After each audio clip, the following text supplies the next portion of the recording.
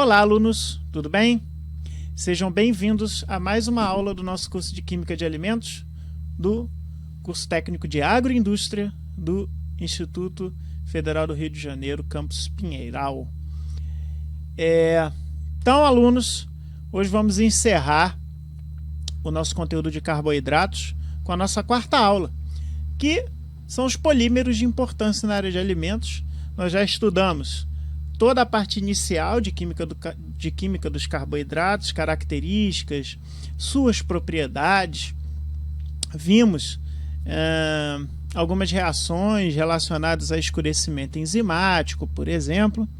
E agora finalizaremos com polímeros de importância na área de alimentos.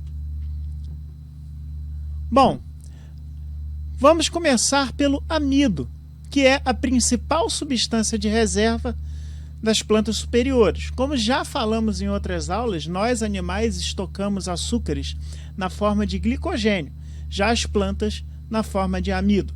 Vamos ver mais para frente como é que é a estrutura do amido e como são as estratégias para a obtenção dos açúcares mais simples desse amido. Então, como já falei, a principal substância de reserva das plantas superiores, ele vai fornecer cerca de 70% a 80% das calorias consumidas pelo homem. A gente sabe que a maior parte da nossa reserva energética, da nossa demanda energética vem de carboidratos. Nossa principal fonte de alimentação, principalmente vindo dos cereais. Não só cereais, como também raízes, tubérculos. E essas fontes de amidos, elas são consumidas largamente há várias gerações, desde que o homem começou a ser agricultor e trabalhar plantando esses alimentos para a sua própria subsistência. Uma coisa que a gente vai deixar claro aqui é em relação à terminologia de fécula e amido. Isso é uma coisa que muita gente às vezes fala, né, e vê nas embalagens dos alimentos. Ali está escrito fécula de mandioca, ali amido de milho, ou fécula de batata, né? Então, na verdade, isso é um termo, né? Eles são sinônimos, os dois são compostos por amido, mas a legislação brasileira separa. O amido é o produto amiláceo extraído de partes aéreas. Ou seja, aqui a gente tem o milho, tem o arroz, por exemplo, e outros cereais que eles estão na parte aérea dos vegetais. Já as féculas são das partes subterrâneas, comestíveis, como tubérculos, raízes e rizomas. Aqui a gente tem a mandioca, tem a batata, tem a beterraba, dentre outros que possuem amido como reserva energética. A diferença dessa nominação é apenas uma questão de origem e não de composição química, então que fique isso bem registrado e bem documentado aqui, ok? Para vocês entenderem. Então, você encontrou lá fécula, não tem problema nenhum. A composição é a mesma, que é esse pozinho branco aqui que a gente conhece muito bem. Há um pozinho branco com uma consistência bem fina, né? E esse é o amido que a gente tanto conhece. Se a gente olhar no microscópio, a gente vai ver que o amido ele é composto de grãozinhos.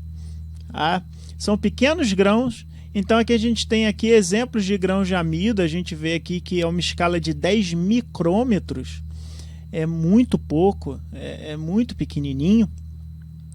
E cada vegetal vai ter o seu grão de amido característico. Esse é o grão de amido da fécula de batata, aqui do amido de milho, que a gente conhece popularmente como maizena. Então, o amido de milho a gente conhece popularmente como maizena, tá? Com S mesmo, tá? Aí pode perguntar para o professor de português. Maizena com Z a marca, só lembrando aqui. Temos aqui o amido de arroz, E o de amaranto, que é um cereal que está na moda aí, tipo quinoa, essas coisas assim, que ele tem um amido, né, que a gente vê que o grãozinho dele é bem pequeno, é a forma dele reservar, como são vegetais, a forma de reservar os açúcares é nessa forma de grãos de amido. Esse amido, eles são macromoléculas, ou seja, são moléculas, são polímeros contidos por compostos por um monômero. E esse monômero podem ser diversos. A gente vai ver alguns exemplos aqui. Essas macromoléculas, elas são hidrolisadas no nosso sistema digestivo para gerar as moléculas menores. E carboidratos de baixo peso molecular. Muito bem. O amido, a digestão dele, a gente tem a transformação desses carboidratos complexos em moléculas menores. No caso do amido, vai ser a glicose. Ou seja, a glicose é um polímero enorme, o amido é um polímero enorme de glicose, ok? O produto final da digestão completa do amido vai ser a glicose. A digestão do amido começa lá na nossa boca, com enzimas como a pitialina, que é uma amilase. A amilase é uma enzima que vai quebrar amido. Temos amilases no esôfago e, finalmente, aqui no final do estômago, né, ao chegar no estômago, lembrando que a função do estômago é digestão de proteínas. Quando chegar aqui na parte final do estômago, início do intestino delgado, que é o jejum no ilho, a gente vai ter as amilases intestinais agindo. Assim como o pâncreas vai jogar aqui justamente nesse jejum no ilho essas enzimas para degradar completamente o amido que já foi começado a ser degradado na nossa boca, lá na saliva. Pois bem, a digestão começa com as alfa-amilases, ou pitialinas, ok? Que elas vão romper as ligações glicosídicas alfa-1,4 da amilose. A gente vai ver mais na frente essa composição química mais detalhada do amido, mas lembrando, né, da nossa aula de estrutura, que a gente tem as ligações alfa-1,4 e as ligações alfa-1,6 no amido, que isso tem a ver com a orientação da ligação do carbono, dos carbonos que estão participando da ligação desse polímero, desse sacarídeo. Então, aí a gente vai ter a formação da maltose. Lembrando que a maltose é um disacarídeo. Ele contém duas glicoses. A separação da amilopectina e, finalmente, a geração da glicose. As ligações alfa-1,4 da amilopectina, elas são digeridas até formarem destrinas.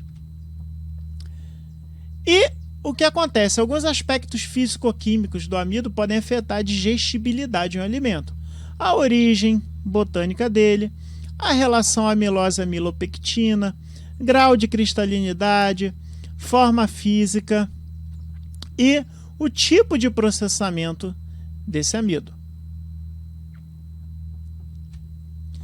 Obviamente, existem interesses econômicos, né, na indústria, que a gente vai ver mais no final, de fazer modificações deste amido para que ele seja utilizado para algum fim na indústria. Então, nós temos, em termos de classificação de digestibilidade do amido, o amido rapidamente digerível, ARD, o amido lentamente digerível, o ALD, e o amido resistente, que é o AR. Falando do amido resistente, ele é a soma do amido e dos produtos da sua degradação que não são digeridos e absorvidos no intestino de indivíduos sadios. Então, existem sim formas de amido que são resistentes e não são digeríveis. Tá? A gente tem talvez uma impressão de que todo amido engorda e é transformado todo em glicose. Não é assim que funciona. Tá?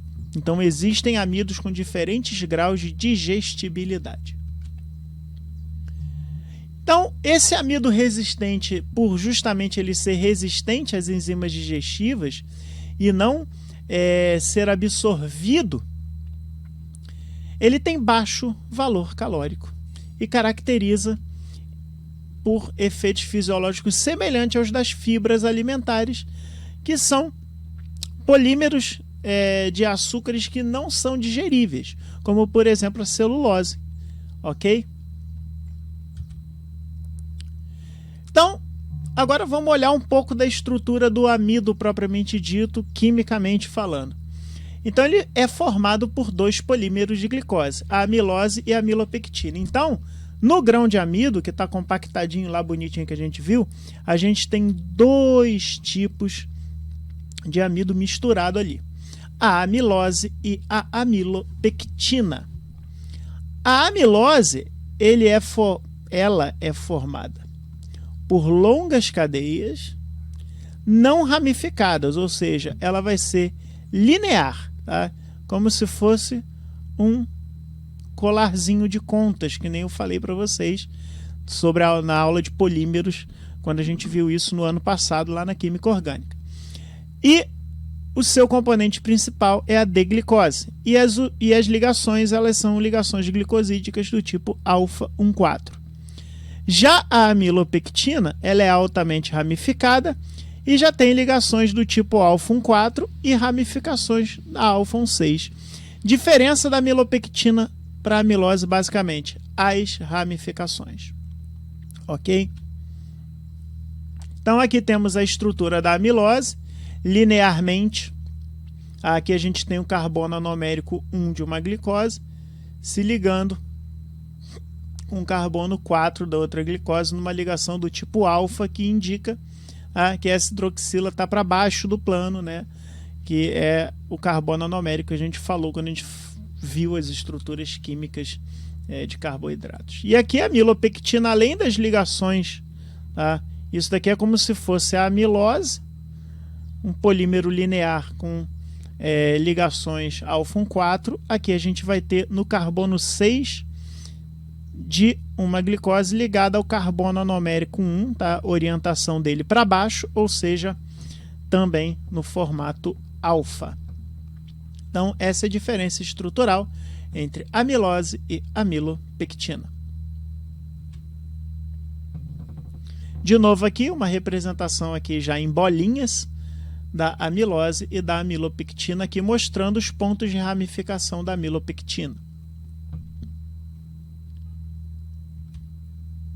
Mais uma vez aqui, uma representação da amilopectina e a sua ramificação alfa 1,6, e aqui já com os numerozinhos para vocês enxergarem o carbono que está fazendo a ligação e o tipo de orientação do carbono anomérico.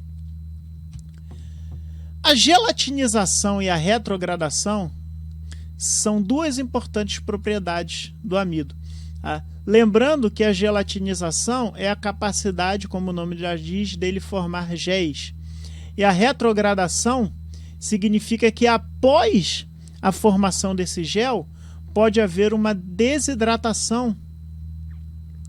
Ou seja, ele perde água, mas ele não retorna àquele formato de grânulo. Um exemplo simples. Se eu vou fazer lá um mingau de amido, né, de maisena, como vocês preferirem, eu vou colocar lá o leite, vou dissolver o meu amido naquele leite, vou elevar a temperatura e com isso a gente vai ver aquele polímero se abrir. Ele vai se dissolver, ok? Ele vai se abrir, vai formar aquele gel, que é o mingau propriamente dito, que ele engrossa. Aquilo é formação de gel, que a gente vai ver no próximo slide o porquê que isso acontece. Pois bem, depois, aí isso é a formação do gel. Um exemplo também da formação de gel é o pão. né? Aquela característica suave, né? Vocês já devem estar vendo isso lá na aula de tecnologia da panificação, do pão, da formação da casquinha, que tem a ver com a reação de Maillard que a gente viu. A gente também tem o amido formando um gel ali. E com o tempo, com a desidratação, a gente vai ver esse gel quebrando, né? E vai dando aquela crocância do pão. Isso é um exemplo de retrogradação, porque é a perda da umidade ali do amido, das moléculas de água, e aí aquela casquinha vai quebrando, vai formando aquela crostinha. Então aqui a gente está vendo um exemplo de retrogradação que é interessante para a indústria de alimentos, que dá uma característica sensorial interessante para aquele alimento final, que é o pão francês, por exemplo. Mas enfim, o gel de amido ele vai quebrando, né? Ele vai ressecando nas partes mais externas, aonde ele vai perdendo água, e isso é retrogradação, ok? Quando a gente faz aquele pudim pronto, né, de chocolate que a gente comprou no pozinho, a gente vê que a parte de cima fica aquela casquinha mais grossa, que é porque ali você vai desidratando e vai formando ali o amido retrogradado, ok? E essas propriedades do amido vão variar devido à relação amilose-amilopectina de cada amido, cristalinidade, a distribuição do tamanho do grânulo, que tem os amidos um pó mais fino, um pó mais grosso, e a quantidade de constituintes menores. Isso daqui é gelatinização que a gente vê. A gente coloca o grânulo em água, ok? Esse grânulo vai absorver a água e vai se dissolver. Lembrando que o açúcar ele é polihidroxilado. Ele tem muitas hidroxilas, então ele vai fazer aquelas pontes de hidrogênio com água muito bem, ok? Ele vai interagir muito bem com a água aqui e ele vai conseguir absorver bem essa água, e com o tempo esse grânulo abre, tá? Que a gente chama de arrebentação do grão, ou grânulo arrebentado. E com isso, esses polímeros, esses fios de amido que a gente vê aqui, eles vão se abrindo e interagindo cada vez mais com água, ok? Isso está normalmente em temperaturas mais elevadas. Eu preciso de agitação molecular para isso acontecer. Então, por isso que a gente tem que dar aquecida para formar esse gelzinho. E depois que ele resfria, ele vai formar uma rede, ele vai formar uma trama, representada aqui, e vai aprisionar essas moléculas de água. Daí a gelatinização ou gelificação, a formação de gel que a gente falou, ok? Então, é isso que vai fazer com que esse grânulo, no final, ele vire um gel. É essa capacidade de absorver a água, tá? E de reter ela no final das contas. Nas indústrias, os amidos eles são utilizados como ingredientes, componentes básicos ou aditivos adicionados como melhoradores dessa fabricação, apresentação ou conservação. Então, é muito comum se utilizar amido na indústria, e não só na indústria, na cozinha como um todo. Qualquer coisa que você queira, por exemplo, espessar, isso acontece, esse caldo ficou muito ralo, o pessoal usa o termo ralo, né? Ficou com muita água. Você pode usar amido como espessante. O amido também é utilizado muito na indústria farmacêutica, como o que a gente chama de excipiente. O excipiente, por exemplo, para você fazer um comprimido, você vai colocar a substância ativa mais amido para você fazer o comprimido. É um amido, né? Não é necessariamente um amido de milho, é um amido que pode ser inclusive um amido especial para a área farmacêutica, que ele desintegre mais rápido no estômago e por aí vai. Isso vai depender dessas características. E na indústria, o amido ele facilita o processamento, ele fornece textura, como eu acabei de falar, espessante, sólidos em suspensão, proteger os alimentos durante o processamento. Enfim, ele tem diversas funções que podem ser aproveitadas pelas suas características químicas. E aí vem os amidos modificados. Bom, existe muita pesquisa em relação à busca de amidos modificados que atendam à necessidade dos consumidores, principalmente na busca de produtos com características específicas que atendam às exigências da indústria. A produção desses amidos modificados é uma alternativa que vai superar limitações do amido, essas que a gente viu, como por exemplo, precisar aquecer para você formar o gel. Existem espessantes à base de amido que você não precisa de tanto aquecimento assim, como a gente vai ver mais lá na frente.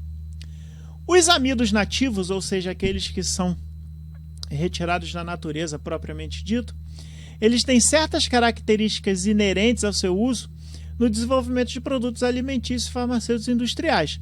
Tem as vantagens: a disponibilidade, como a gente sabe, a gente tem uma alta disponibilidade e demanda de cereais no mercado, o baixo preço, é relativamente barato esses amidos, e você pode colocar ele como ingrediente natural numa rotulagem, porque ele é natural e extraído da natureza. Agora, para alguns processamentos mais sofisticados, eu preciso de derivados do amido que atendem necessidades específicas da indústria, que não poderiam ser atendidos com o uso desses amidos em natura. E essas modificações podem ser físicas, químicas ou enzimáticas.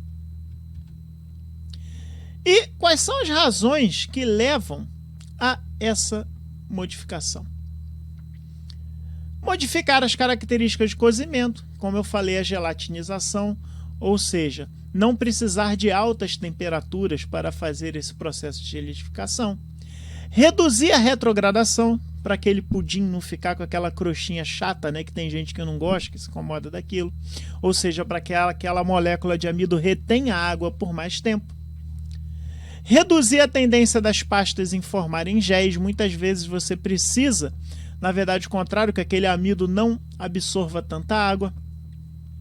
Aumentar a estabilidade no resfriamento e congelamento, principalmente para produtos que precisam, né, ser resfriados. Aumentar a transparência. A gente sabe que o amido, né, quando a gente forma o gel de amido, ele tende a ficar opaco. E a gente pode aumentar essa transparência dele. Melhorar a textura. Melhorar a formação de filmes de amido. Aumentar a adesividade, enfim.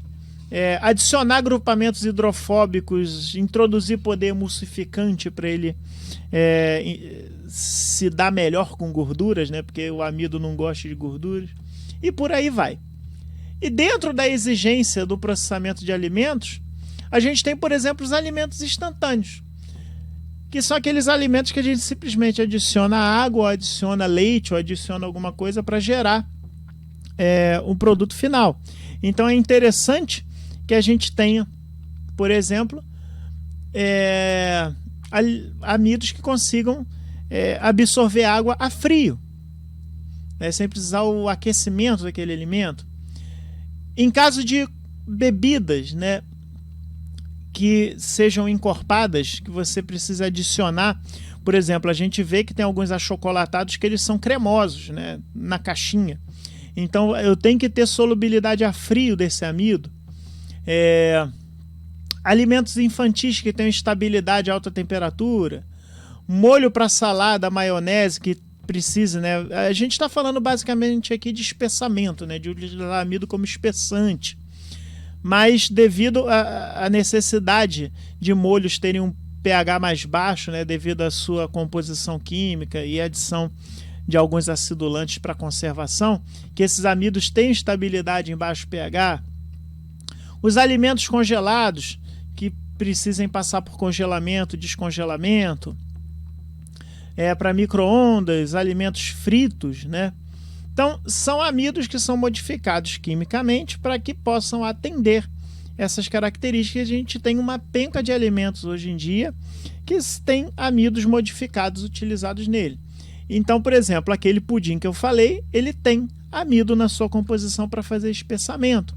São os alimentos em caixinha, como, por exemplo, esse mousse de chocolate. Aquela cremosidade, aquela consistência dada basicamente por espessantes na forma de amido. olha só, aquela sopinha de batata com bacon, né, sopinhas instantâneas, elas são espessadas também via esses amidos. Aqui aquele molho, né, que a gente vê que tem uns molhos que eles são bem espessos, assim, tem uma consistência que é dado por esses amidos. Papinhas de bebê, inclusive a própria maionese.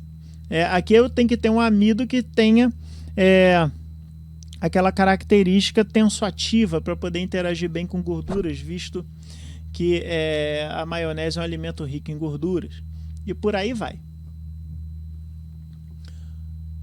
Entre esses novos mercados que é amido, esses novos mercados do amido modificado, a gente tem ele como substituto de gordura. Lembrando que a gordura, ela emulsifica, ela dá consistência aos alimentos. E hoje em dia, para você fazer esses alimentos com teor reduzido de gordura, ou até que a gente chama de free de gordura, sem gordura nenhuma,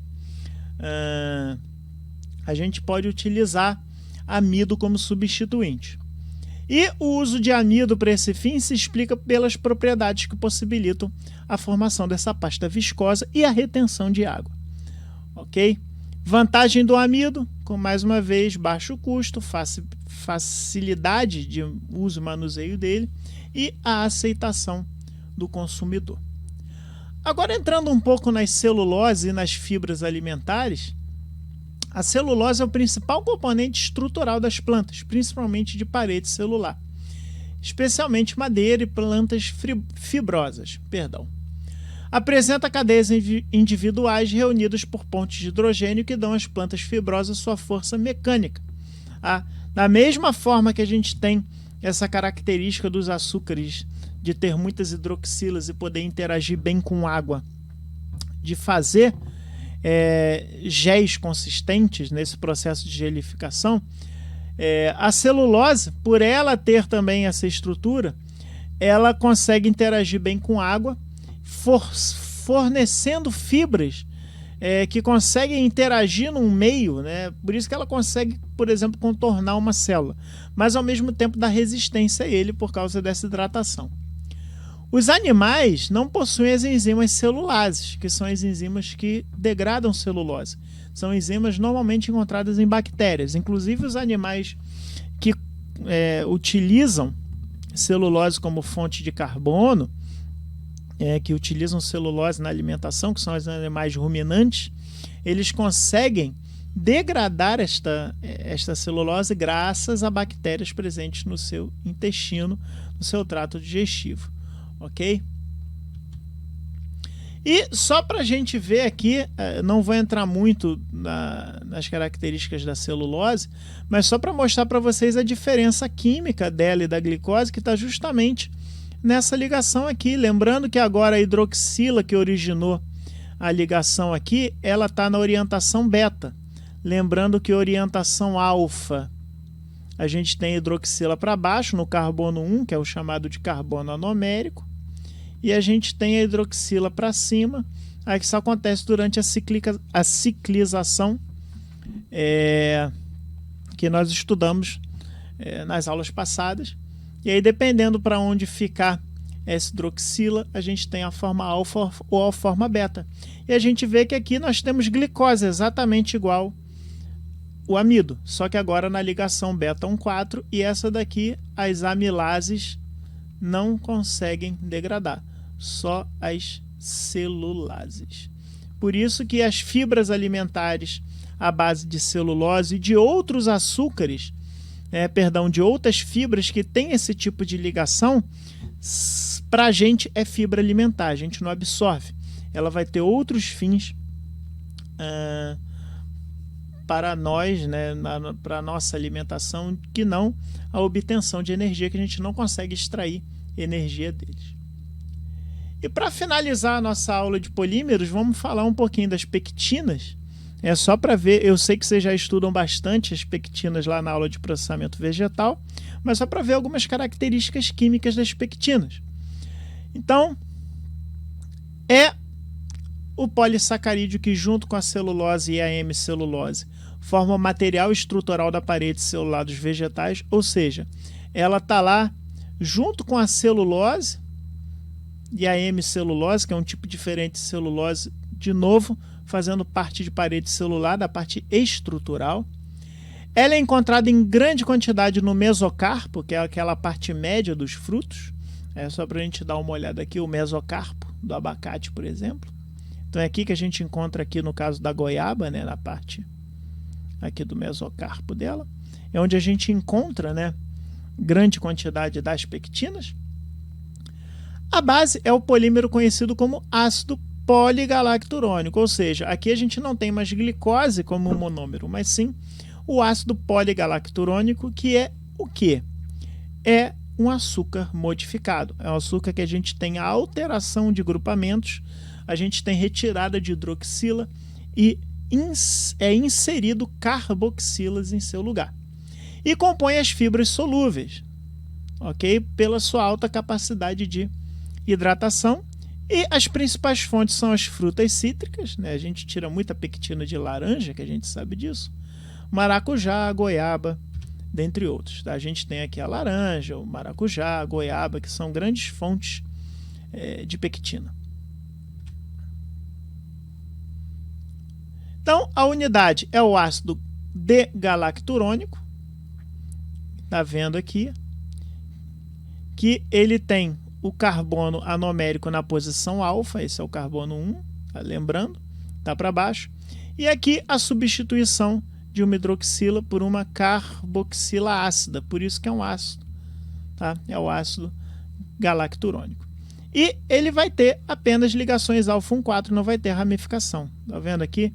Por isso que a gente chama de ácido poligalacturônico, porque a gente vai ter várias unidades de ácido galacturônico ligados aqui. E o que acontece? Como a gente viu em química orgânica, esse ácido, tá? Se reagir com um álcool, por exemplo, o metanol aqui, a gente vai ter a formação do éster. Tá? A gente vai ter a metilação e a gente vai ter a formação do éster, só para relembrar. Tá? Aqui a gente tem,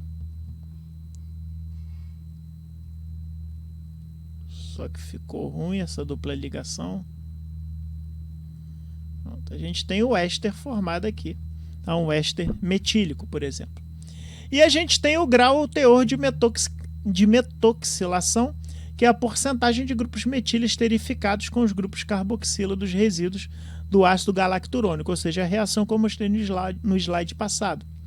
Então, existem pectinas de alto teor de metoxilação, me perdoem, a ATM, é a pectina que possui mais de 50% dos grupos metilados, e as pectinas de baixo teor de metoxilação, que é a pectina que possui 50% ou menos de grupos metoxilados. Isso vai interferir no grau de hidratação dessas pectinas. Ok? Então, isso foi só, gente, para vocês verem como é que é a parte química dessas substâncias que vocês estudam tanto nas outras aulas. Ok? Então, encerramos aqui o nosso conteúdo de carboidratos. Vou deixar mais alguns vídeos, algumas coisas interessantes para vocês assistirem, mais de aplicação na área de alimentos. Não esqueçam de acessar o nosso Classroom para acompanhar as atividades. Bons estudos, qualquer coisa é só entrar em contato comigo lá no e-mail ou no grupo do WhatsApp. E estamos aí. Grande abraço a todos. Tchau, tchau.